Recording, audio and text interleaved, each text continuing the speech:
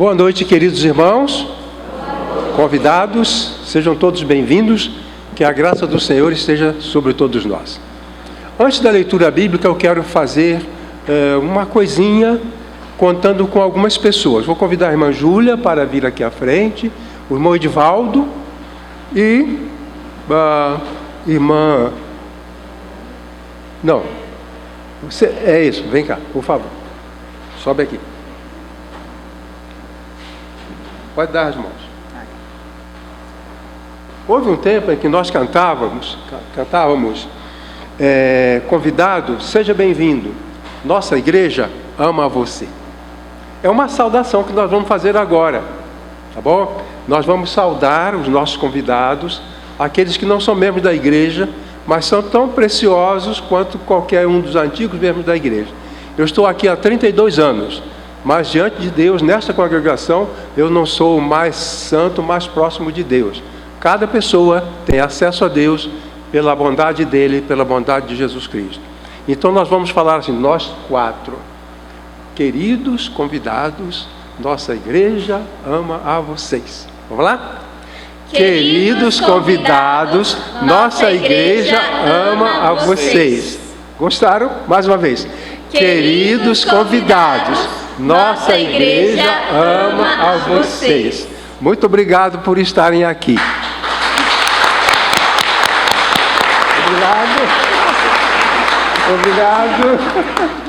Obrigado. Agora sim, vamos ler a palavra do Senhor. Vamos lá. Está lá o texto, né? Esse é o texto bíblico que nós vamos usar hoje. A pregação é uma apresentação da verdade do Evangelho com a finalidade de levar as pessoas a encontrarem melhores caminhos na vida. Essa é a função da pregação. Todos nós precisamos de encontrar caminhos melhores para a vida familiar, para a vida profissional, para a vida emocional, para a saúde. Todos nós precisamos encontrar novos caminhos. A finalidade da pregação é essa: ajudar aquelas pessoas que ouvem a encontrar novos caminhos para alcançar seus objetivos.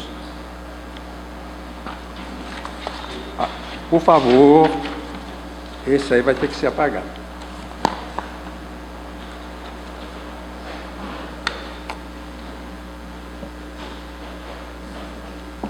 Conseguiu? Está no texto. Está na ordem? Olha, vão me permitir um pouquinho para conferir, tá bom?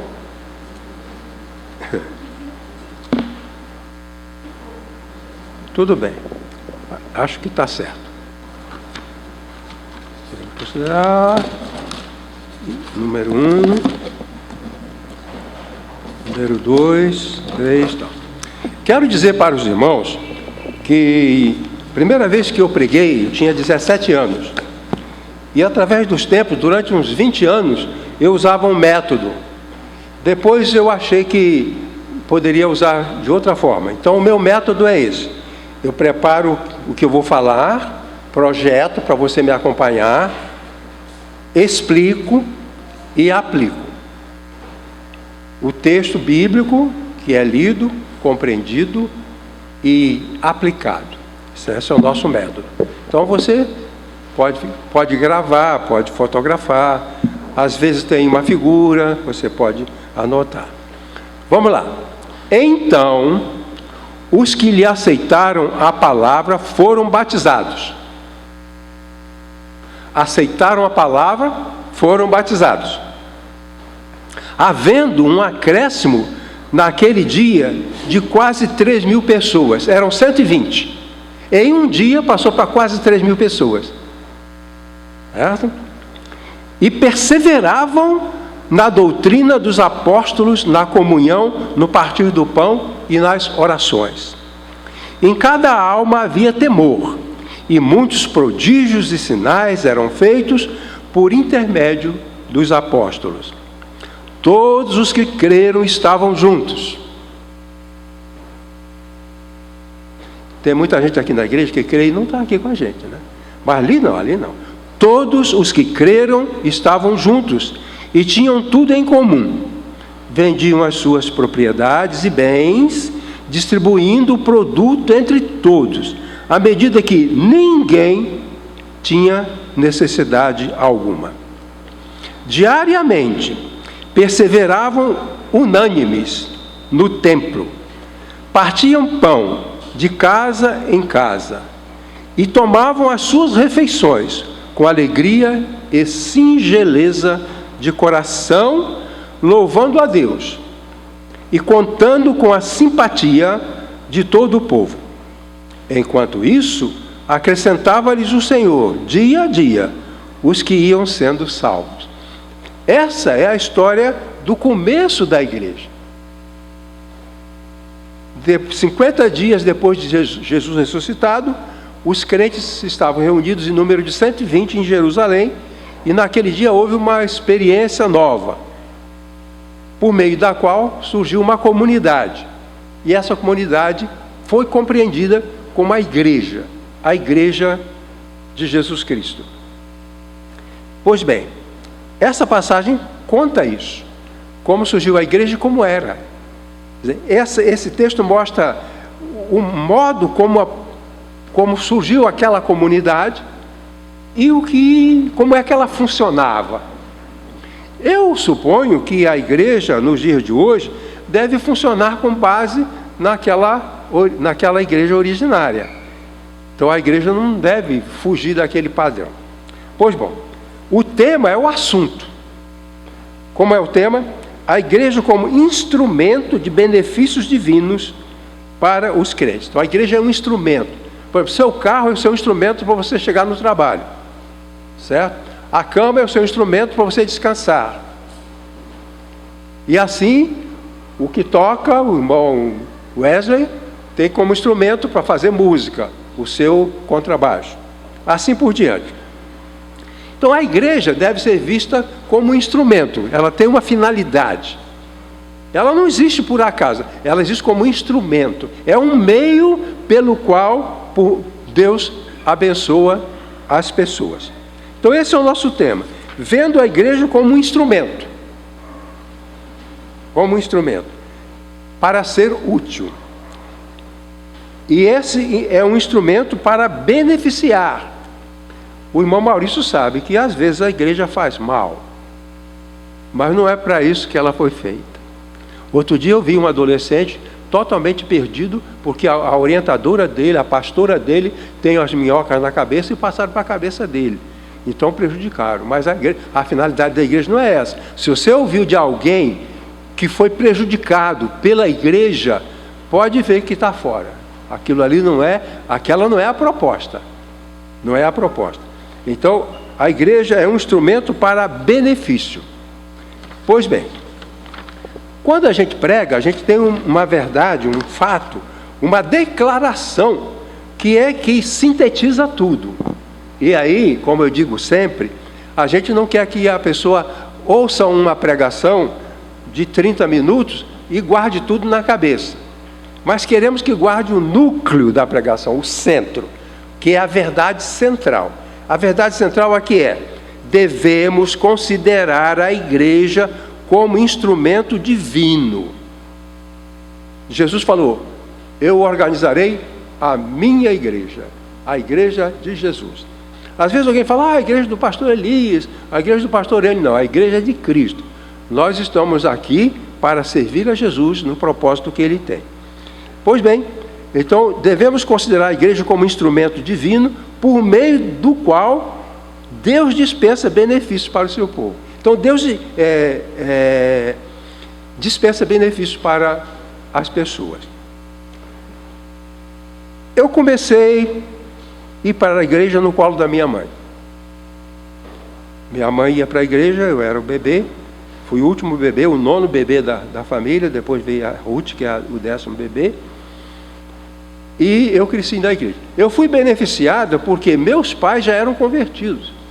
O pai do meu pai era alcoólatra. Mas como meu pai se converteu, ele não se tornou alcoólatra. Então eu já fui beneficiado antes de eu nascer, porque o meu pai já tinha se convertido. Eu ouvi um famoso professor da França dizer que uma pessoa que descende de um alcoólatra tem 30% de possibilidade de também se tornar um alcoólatra se ele começar a bebericar. Porque nós não sabemos quem que tem o potencial para se tornar alcoólatra. Temos ali estudantes de medicina, médicos, né, como eu também sou, e nós sabemos isso. E como meu pai não experimentou a bebida, ele não se tornou alcoólatra. Mas ele não se tornou alcoólatra porque a igreja o orientou nesse sentido. No meu caso, por exemplo, a igreja me proibiu de fumar. Eu era adolescente, a igreja proibiu de fumar. Ela me fez um bem danado. Quando a igreja me proibiu de fumar, ela me deu vida. Porque minha família tem uma tendência a ter doença respiratória. E o fumante é o mais propenso a ter essa doença. Então, quando a igreja me proibia de fumar, ela estava me ajudando, ela era um instrumento de Deus para me dar vida. Quando o meu pastor me proibia de participar de grupos, de festas, de baile, de baladas, quando o meu pastor me proibia, estava me dando vida, porque tem gente que morre nesses encontros. Então a igreja é uma bênção, ela nos deu vida. Eu sempre já disse isso para os irmãos, o meu melhor surgiu em relação com a igreja. Se eu não fosse um cristão, vocês nunca iam conhecer isso que possivelmente seja o meu melhor. Então, ser um cristão é ter possibilidade de ter o seu melhor aflorido. Pois bem, a igreja então tem sido, para mim e para todos os cristãos, um instrumento de bênção. A igreja me estimulou ao trabalho. Aí eu aprendi na igreja que um cristão não é preguiçoso, que um cristão não é enganador. Falei de um homem aqui em São Paulo, um moço, que pegava o dinheiro da faculdade, o pai pagava a faculdade para ele, e ele ia à faculdade. Depois houve um dia que o pai precisou de ir lá na faculdade, e ele não frequentava. Ele pegava o dinheiro da mensalidade da faculdade, e ele usava aquele dinheiro para as farras. E meses, o pai, todo mês dando o dinheiro da faculdade, ele não pisava na faculdade. A igreja proíbe isso. E isso faz com que ele progrida. A igreja não me autoriza a mentir para os meus pais, a pegar o dinheiro da minha família, a comprar maconha com o dinheiro suado da minha avó. Não. A igreja é um instrumento de vida e de esperança. Pois bem, devemos considerar a igreja como um instrumento divino. É uma coisa de Deus. A igreja é algo de Deus.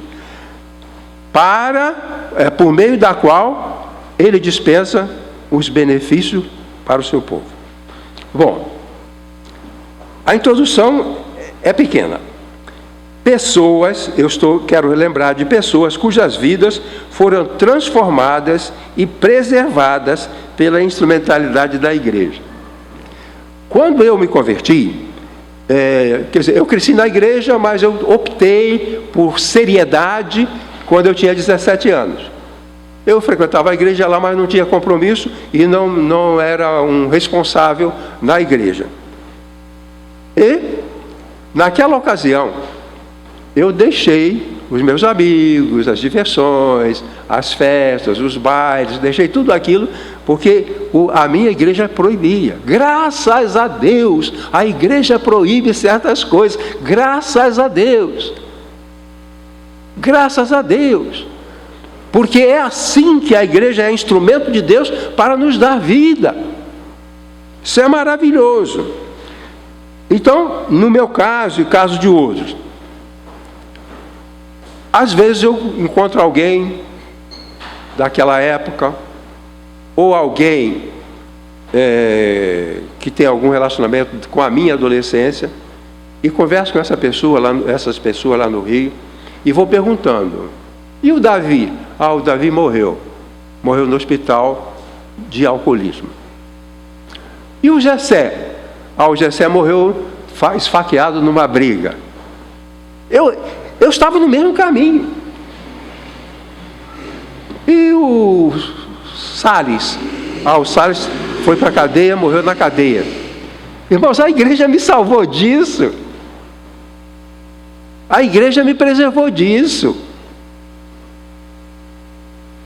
A igreja me ensinava a buscar o melhor. A igreja me ensinava a estudar.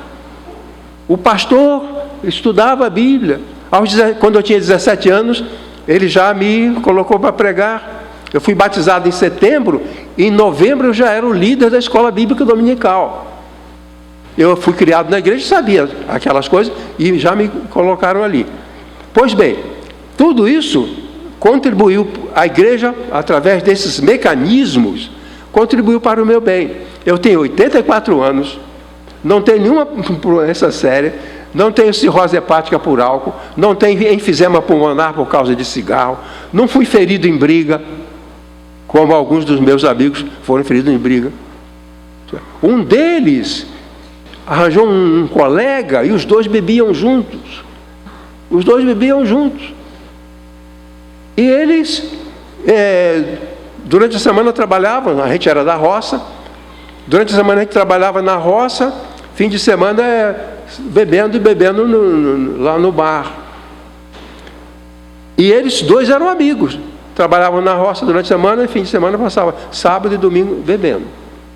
Um dia, um desses chegou lá no local e falou assim: eu matei o Salvador, totalmente alcoolizado. Ele e o Salvador, que eram juntos amigos de bebida. Amigos de bebida. E eles ficavam juntos. E esse rapaz chegou e disse: eu matei o Salvador. Ele estava bêbado, ninguém deu muita bola, ele ficou insistindo. Falou: que conversa é essa? Os outros bêbados disseram: que conversa é essa? Você disse que matou o Salvador. Eu matei, vamos lá ver. Aí foram lá. O Salvador estava caído com um machado cravado na cabeça.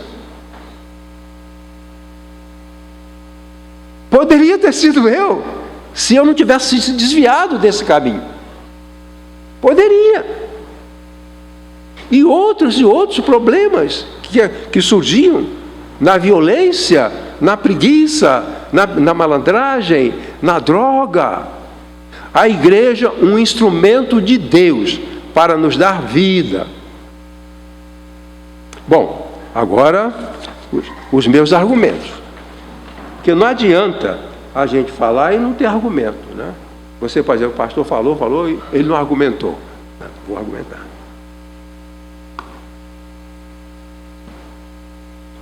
Três argumentos, 4 aliás. Primeiro, devemos considerar a igreja como instrumento divino para o conhecimento da verdade do Evangelho.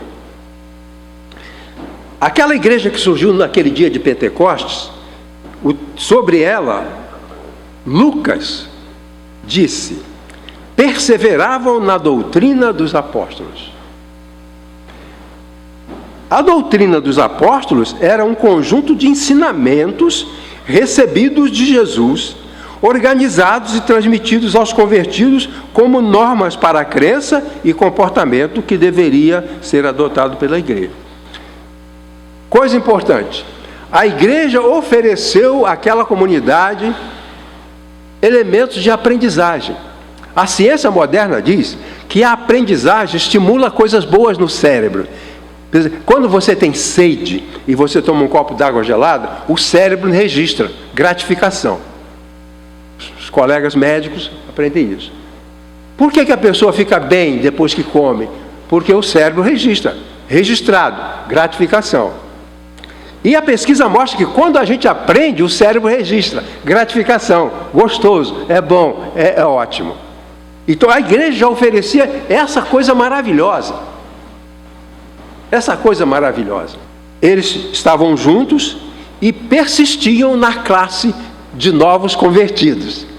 Porque todas aquelas pessoas converteram naquele dia. Eram mais de 3.000 pessoas, todos novos convertidos. E todos eles eram convidados à aprendizagem. Escola Bíblica Dominical. Aprendizagem da Escritura. A igreja oferece o estudo da Bíblia.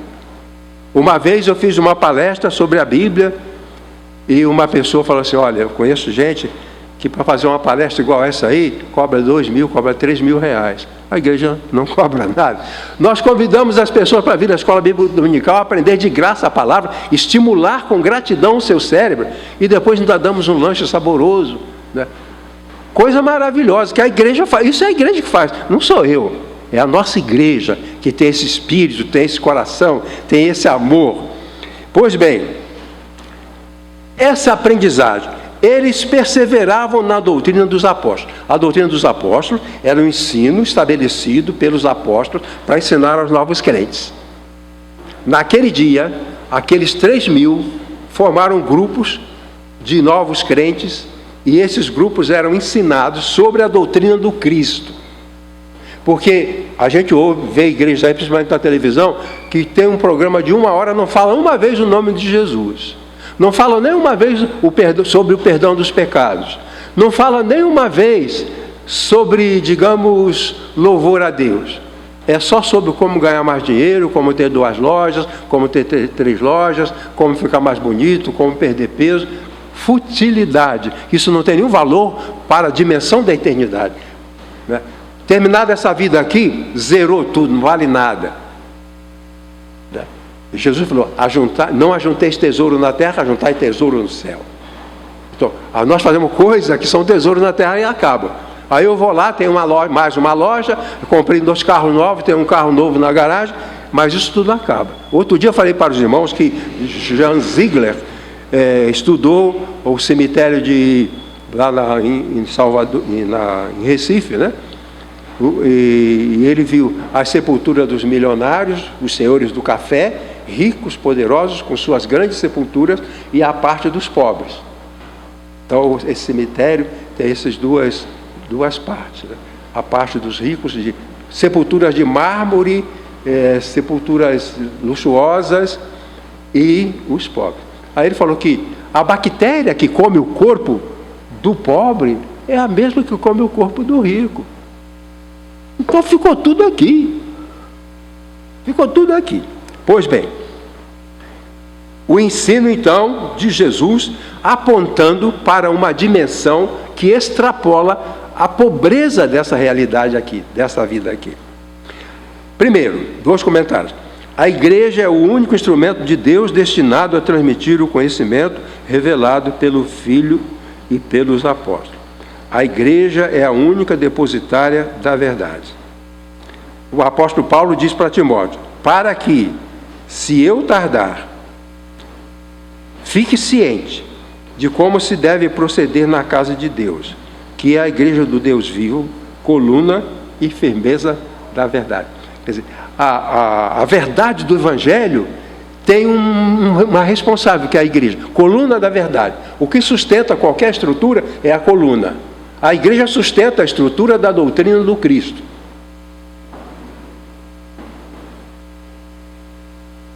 O pregador não é a coluna da verdade. Muitos pregadores se arrogam, acham que eles têm uma verdade que os outros não têm. Não é isso. A verdade é patrimônio da igreja. Eu sou o representante. O que eu estou falando para vocês é o que a igreja tem que falar. Eu fui escalado para falar, mas eu falo por vocês. Eu quero falar aqui aquilo que cada coração fale. Cada um. Eu sou o responsável colocado aqui para isso. Então, o instrumento da verdade é a igreja, não é o pastor. De modo nenhum. Aquilo que o pastor fala tem que ser testado nos corações daqueles que ouvem. Isso é real no seu coração o que eu falo? Então eu estou representando bem você. Eu sou o seu representante para transmitir a mensagem. Porque eu me separei para isso, estudei, mas cada um pode fazer isso, se for instruído por Deus. Então, a igreja é a única depositária da verdade. Não é o pastor, não é o pregador, não é o teólogo, não é, né, meu irmão Maurício? Não é, é a igreja.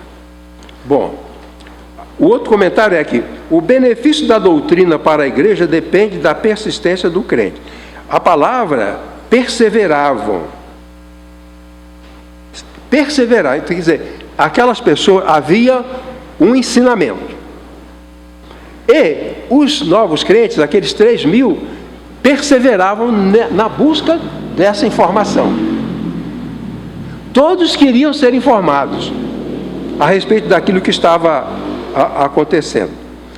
O verbo ali, a palavra perseverar, tem duas peculiaridades. Primeiro, que é um verbo reforçado pela preposição. Na língua grega, quando se quer reforçar uma ideia, se coloca uma preposição antes.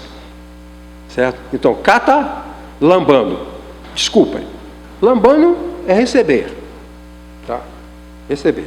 Kata lambano. Receber. A preposição kata reforça o sentido do verbo. Tá bom? Eu recebi você na minha casa. Bom dia. Eu catalambei você. Catalamba. Então é a força da preposição. E essa palavra perseverar é reforçada pela preposição pro. E além do mais, o verbo no particípio presente significa uma coisa contínua. Certo?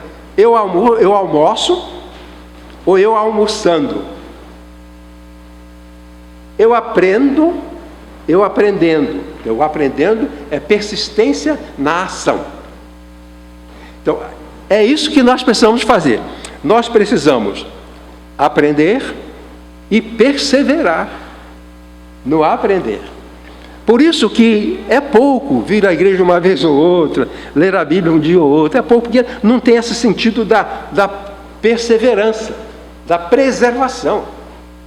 Quando o Lucas fala que eles perseveravam na doutrina dos apóstolos, o apóstolo Pedro ensinava: Jesus morreu pelos pecadores. Tá bom. Agora, Jesus morreu pelos pecadores. É a persistência. Então isso é uma coisa maravilhosa. A igreja é responsável por essa perpetuação.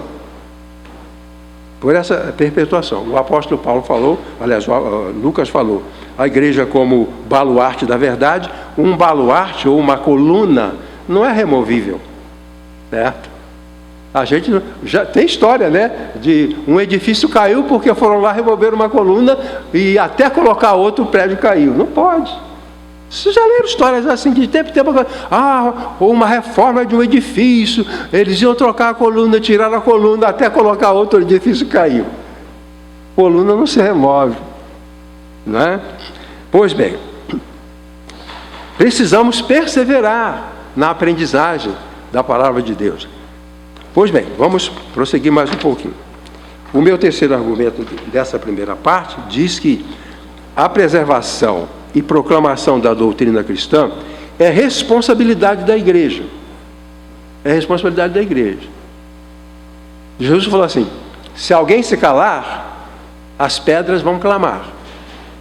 Querendo dizer que, como as pedras não clamam, se alguém se calar, ninguém vai falar. As pedras clamam, quer dizer, não vai ter mensagem, porque as pedras não clamam. Então, quando ele fala um absurdo, é para dizer que aquilo não é possível. Então, é tarefa da igreja, a responsabilidade da igreja. O verdadeiro pregador cristão não é autônomo, mas age como representante da igreja, cuja fé ele dissemina.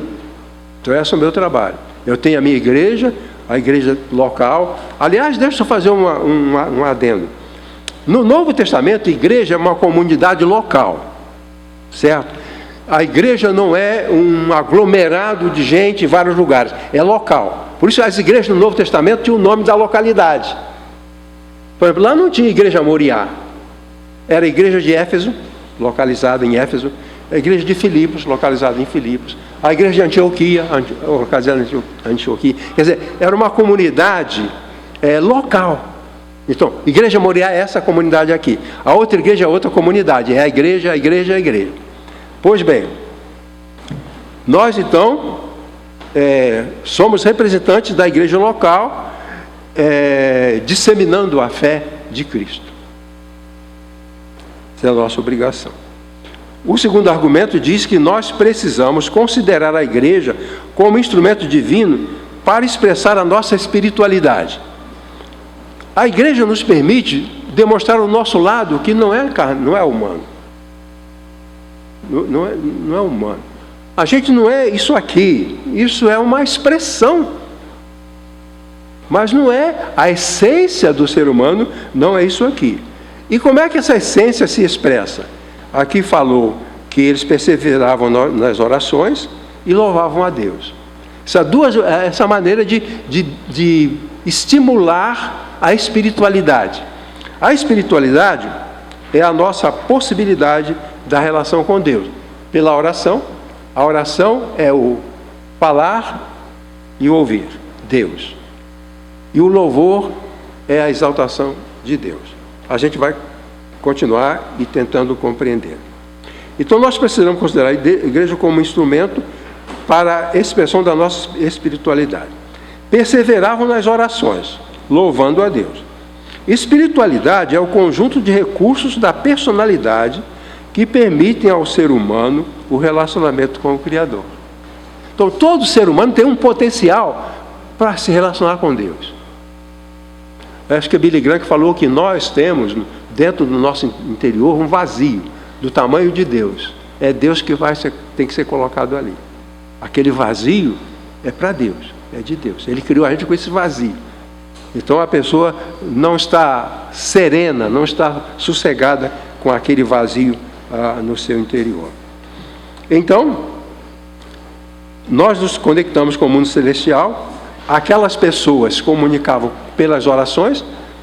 A oração é uma ação pela qual eu converso com Deus e Ele conversa comigo. Fazer pedido e não saber o que Deus responde não é oração. Não é. Pode ser reza, pode ser ladainha, pode ser qualquer coisa, qualquer nome. Porque oração é eu falo e escuto. Tá? Eu preciso falar ao meu Deus, escutar o meu Deus. E era assim que eles faziam. Quando eu falo com o meu Deus, expresso o meu coração e escuto o que Ele fala, eu estou robustecendo a minha espiritualidade. O meu lado não físico, o meu eu interior. Continuando, então, o cristão instruído pelo Novo Testamento não usa objetos da natureza como óleo, fogo, água, ou pratica qualquer ritual na busca da relação com Deus. Jesus não deixou nenhum objeto para jogar você nos braços de Deus. Traz um copo de água, não sei o quê, que eu vou reger, ela, você vai sentir. Não tem isso. Não tem isso. Porque isso aí, como dizia um professor meu, isso não é religião, é magia. A magia é antes da religião. É anterior à religião. Os antigos povos praticavam magia. Tinham elementos sagrados. Uma montanha era um elemento sagrado. E muita gente gosta de orar na montanha achando que lá é um lugar para estar mais perto de Deus. Outros uma coisa de comer, um óleo, uma planta, ou um ritual, palavras, mantras. Aqui, a oração é o falar a Deus do meu coração, escutar com meus ouvidos e conduzir o meu comportamento com base no que eu ouvi. Pois bem, por outro lado, é capacitado pelo Espírito Santo para conhecer o Criador. 2 comentários. A dinâmica da igreja permite aos crentes exercerem sua espiritualidade pela conversação com Deus. Aquele grupo de pessoas passavam o tempo em oração e passavam o tempo falando e ouvindo Deus. A oração que não é simplesmente o falar, mas também ouvir o que o outro tem a dizer, que Deus tem a dizer. O segundo argumento, que a dinâmica da igreja permite ao crente a prática do louvor, que é uma expressão verbal de elogio e exultação no relacionamento com Deus. A isso chamamos de louvor. O louvor é uma experiência maravilhosa, porque tira a gente das coisas, o foco, a gente tira o nosso foco do mundo físico e coloca o nosso foco no mundo das coisas superiores. Louvar é expressar o reconhecimento por algo tão maravilhoso que nos alegra. É como alguém que olha a lua maravilhosa e se admira. O louvor é isso, é um discurso de elogio para Deus. E é bom quando a gente vê uma coisa que a gente pode elogiar. Deve haver pesquisa sobre isso, que quando você tem o que elogiar, isso faz bem para a sua saúde. E quando você não tem o que elogiar, só tem o que criticar, só tem o que condenar, só tem o que espraguejar, é ruim para a saúde. Então, a igreja nos dá essa oportunidade de louvar, de exaltar, de ter uma relação com algo que é a maravilha. O Senhor está conosco e nós o louvamos. Então, a isso nós chamamos de louvor.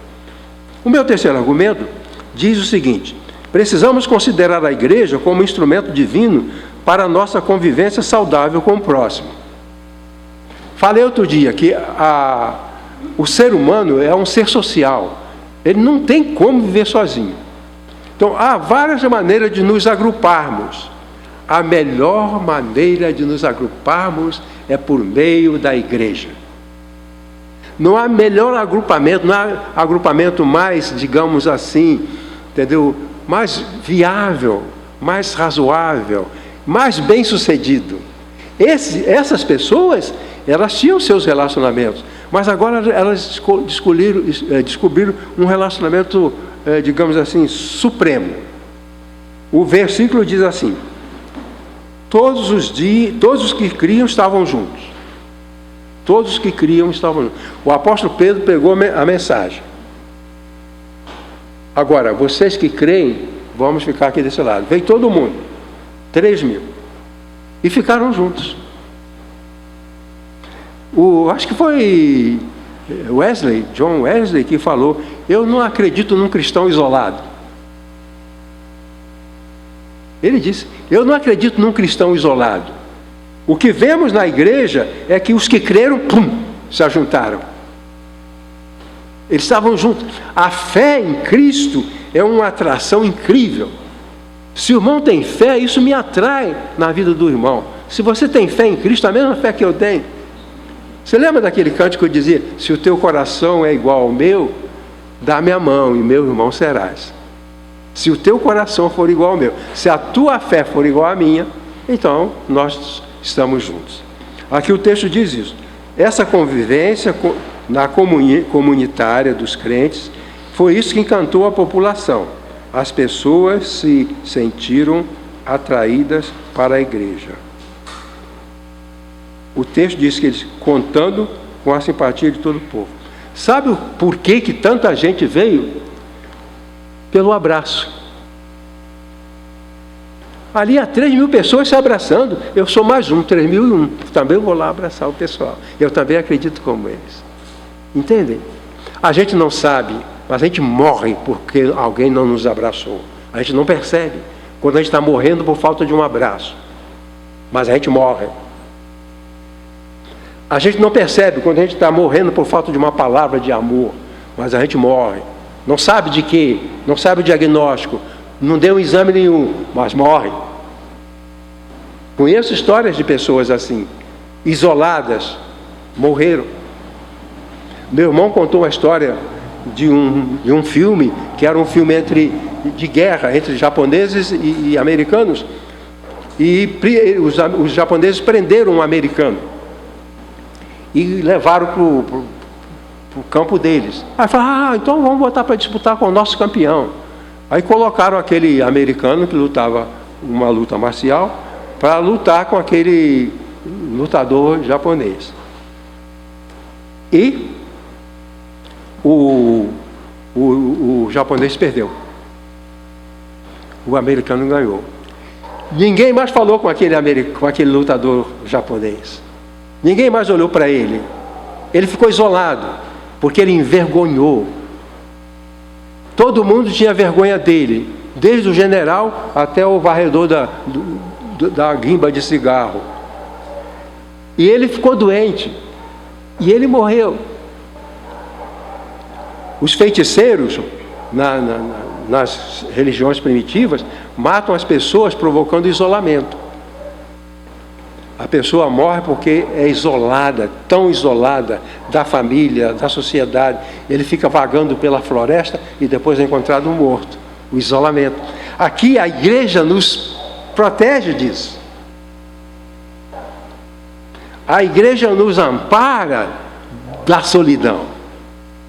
Ela nos cura do isolamento. E o que aconteceu? Os sacerdotes, isso a gente lê no capítulo 6 de Atos, o texto do capítulo 6 de Atos diz assim que... eu acho que eu coloquei aqui. Colocou, Mateus? André. Então, deixa eu falar a viva voz.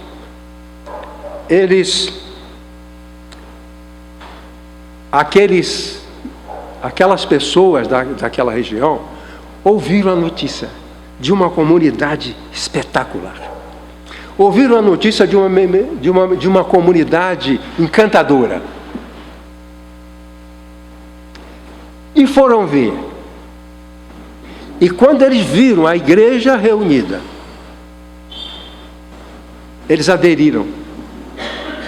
E o texto diz em Atos capítulo 6, versículo 7, diz que muitos sacerdotes aceitaram a fé. Espera, os sacerdotes que mataram Jesus, os sacerdotes que eram os ricos da comunidade, eles eram a nobreza, eles eram os poderosos, mas não tinham afeto, não tinham amor. E ele viu uma comunidade onde as pessoas eram abraçadas. E eles, sacerdotes, não eram abraçados, eles não eram amados, eles cumpriam um papel profissional.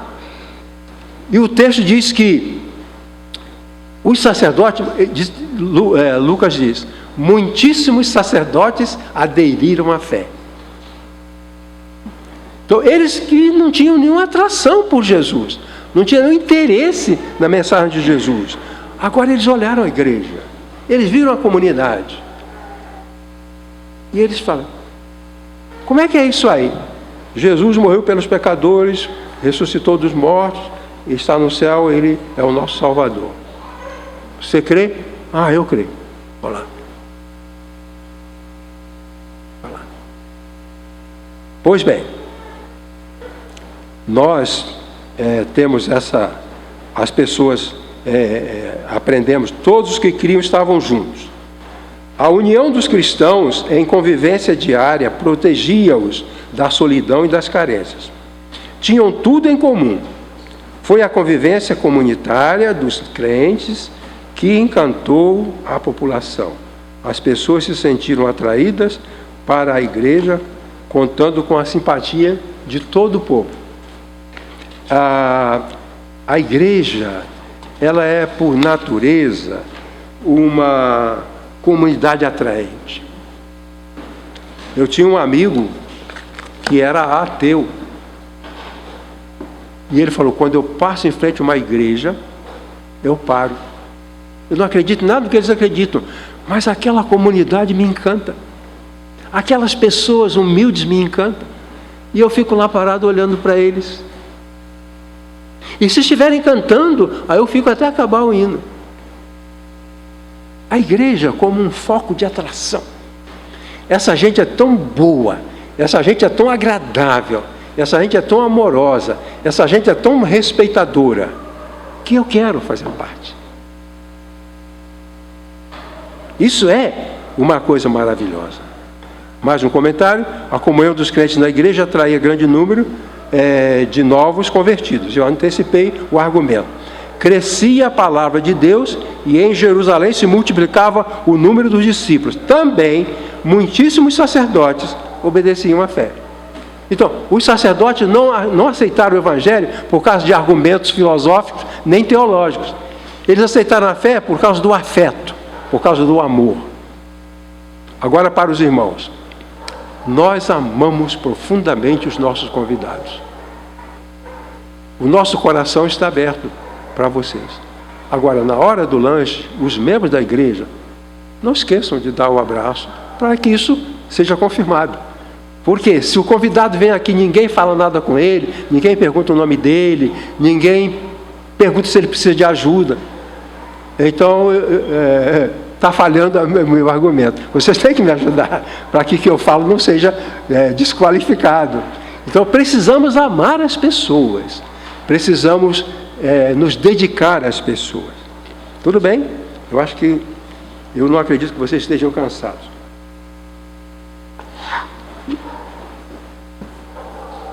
Zacarias Campelo era um missionário, ele era muito engraçado. Ele já morreu faz tempo. E ele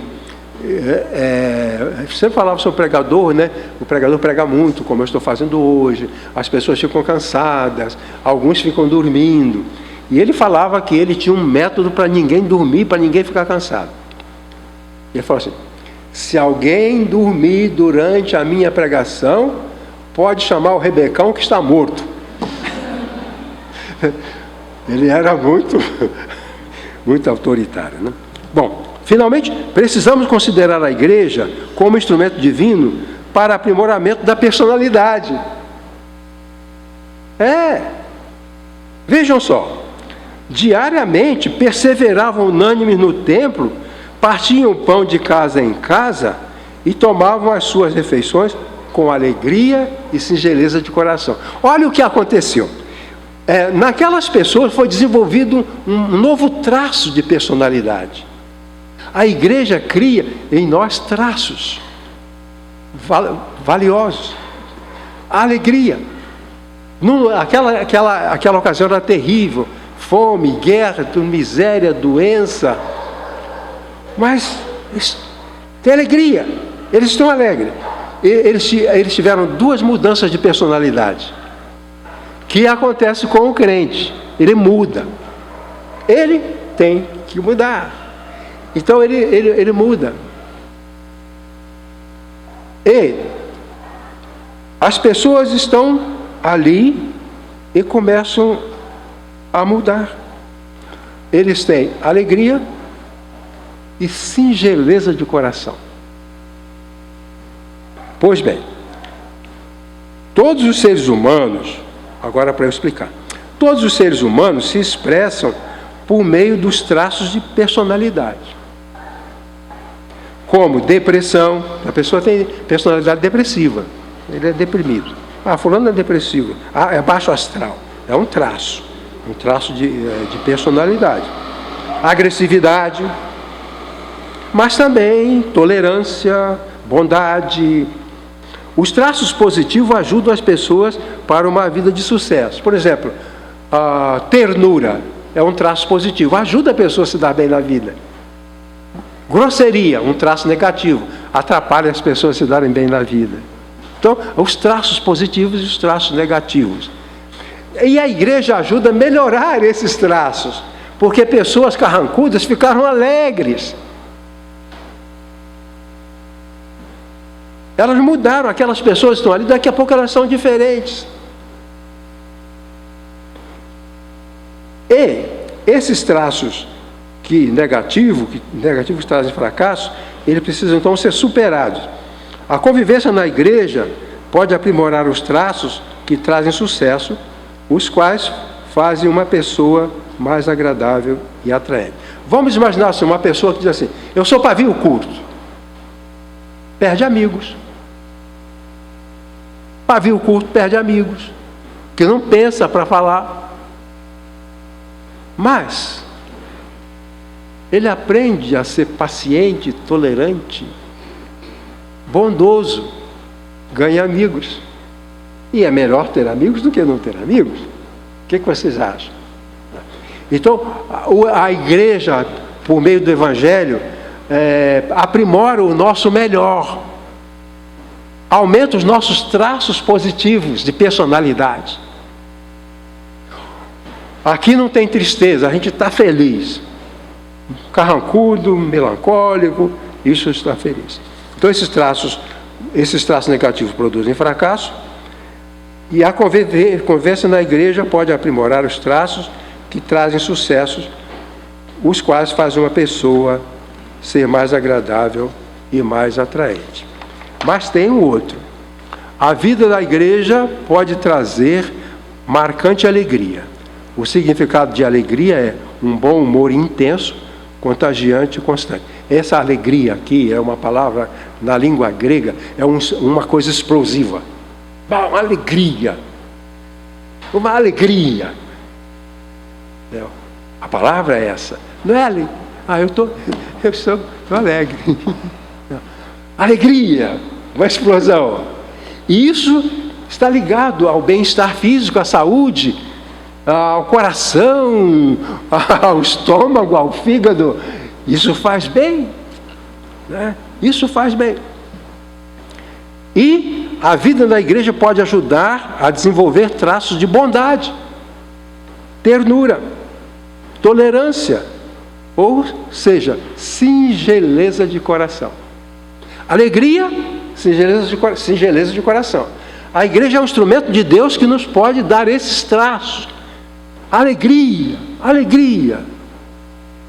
com singeleza de coração. A vivência na igreja pode nos permitir ter essas coisas, né? A razão por que a igreja era agradável para toda a população era que a brutalidade foi transformada em ternura. Então, se a nossa brutalidade for transformada em ternura, as pessoas vão querer ficar perto de nós. Agora, se eu sou pavio curto, explosivo e grosseiro, eu vou perder. Então, a igreja desenvolveu nos crentes uma tal personalidade, um tal comportamento, que quem olhava queria fazer parte. Isto é uma coisa maravilhosa. Essa igreja aqui, ela é querida. Pode ser mais. Ela é querida. Um dia eu estava mexendo em alguma coisa aqui e uma vizinha veio me perguntar: vocês estão mexendo nisso aí? Estão fazendo isso aqui? Vocês vão sair daqui? Pelo amor de Deus, não saiam daqui não. E ela não é mesmo da igreja, ela gosta. Lá no Rio de Janeiro tinha um senhor, morava perto da igreja. Ele não era crente, nunca foi à igreja. Mas ele chegava lá no início do culto e pedia: você podia cantar o hino? Fala: glória, glória, vamos cantar no céu. Glória, glória, vamos cantar no céu. Aí colocava na ordem do culto o hino que o vizinho pedia, ele gostava. Isso é uma coisa maravilhosa. Uma vez nós estávamos lá em Campos do Jordão, grupo da igreja, grupo aqui. Estávamos lá no bondinho, tem um bondinho lá, a gente está no bondinho, e começamos a cantar no bondinho, cantar. Cantamos uns 3, 4 hinos, o pessoal do coro estava lá. Depois nós paramos. Aí levanta um senhor com um ar de nobreza, com um ar de erudição: seu pastor, por favor, vocês poderiam nos brindar com mais uma das suas canções? Agradou. Cantamos. Ele gostou. Eu falei: sim, vamos cantar mais algumas canções. Um garoto falou para o pai dele, um menino pequeno falou para o pastor: pastor, a gente podia vir morar na igreja? A minha família pode vir morar na igreja? E o pastor falou: por que você quer vir morar na igreja? Pastor, porque na igreja meu pai é bonzinho. A igreja é um lugar onde temos que ser bonzinho, senão decepciona. A fama que corre é que aqui somos bons. Entendeu? É fama. Na cabeça daquele garoto, quem está na igreja é bom. E o Evangelho nos dá essa bênção. Quero mostrar 2 fotografias para terminar. A palavra singeleza de coração é uma palavra da agricultura. Ela significa uma terra que vai ser trabalhada para plantio. E a pessoa, o lavrador, antes de lavrar a terra, ele vai procurando para ver se tem alguma pedra debaixo da terra. Quando ele tira aquelas pedras todas e o campo fica livre, aquilo ele chama que a terra ficou singela. Não tem tropeço. Ninguém cai ali. O boi não se machuca, ele não se machuca, o arado não quebra por causa da singeleza. Então eu pedi ao André para colocar aquela figura ali. Ali não há singeleza, há tropeço. Coração singelo, singeleza de coração, esse coração onde o outro não tropeça. Quer dizer, o meu coração é tal que nunca pode causar um dano para você. Coração singelo. Aí eu pedi para colocar uma outra que seria o coração singelo. Isso. Então, a singeleza de coração é isso aí. Quando nós quisermos que o outro veja em nós singeleza de coração, que o Evangelho nos concede, nós devemos imaginar que o nosso coração é como aquilo ali. Aí é singeleza de coração e o outro não tropeça, o outro não se machuca, o outro não chora, o outro não fica ferido. Isso é o que a igreja pode fazer. Irmãos, precisamos amar mais a nossa igreja. Não há razão. Uma irmã que saiu daqui há muito tempo e não voltou mais, mas ela vem por outros motivos. E ela falou de uma outra igreja onde ela vai. Tudo bem, é a igreja de Jesus Cristo, tudo bem. Mas me deu vontade de perguntar a ela: irmã, na situação tal você foi ajudada aqui. Na situação tal você foi ajudada aqui. Na outra situação você foi ajudada aqui. Aqui você sempre foi bem tratado. Ninguém maltratou você. Em que aquela igreja lá é melhor do que essa aqui? Em que? Se aqui você foi tratada. Então, nós recebemos tantos benefícios e esses benefícios estão disponíveis. A gente pode continuar recebendo eles. Tá bom? Deixa eu terminar com as últimas palavras. Eu ia cantar um hino com vocês, mas eu vou cantar outro dia. Tá bom? Eu quero dizer o seguinte: as Escrituras e as nossas experiências atestam ser a igreja poderoso instrumento de Deus para abençoar aqueles que dela se aproximam e com o que convivem. E grande benefício para uma pessoa qualquer é grande benefício para uma pessoa qualquer a convivência com os crentes. A igreja, igualmente, nos permite o crescimento no aprendizado na verdade, ensinada por Jesus. Além disso, a igreja nos dá recursos e experiências para aprimoramento da nossa personalidade. Com certeza, você tem uma personalidade mais agradável por causa da influência da igreja. Você não seria tão bom quanto você é sem a igreja. Você não perderá.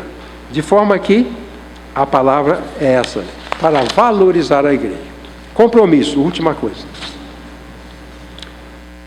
Decido-me a manter o mais íntimo relacionamento possível com a minha igreja, tirando todo o benefício possível que Deus tem para mim, na dispensação da verdade do Evangelho, por meio da graça que Deus me ajude. Nós estamos de braços abertos para receber novos membros. Hoje nós cumprimentamos você que é convidado, mas estamos de braços abertos. Queremos que você venha estar conosco, fazendo parte da comunidade.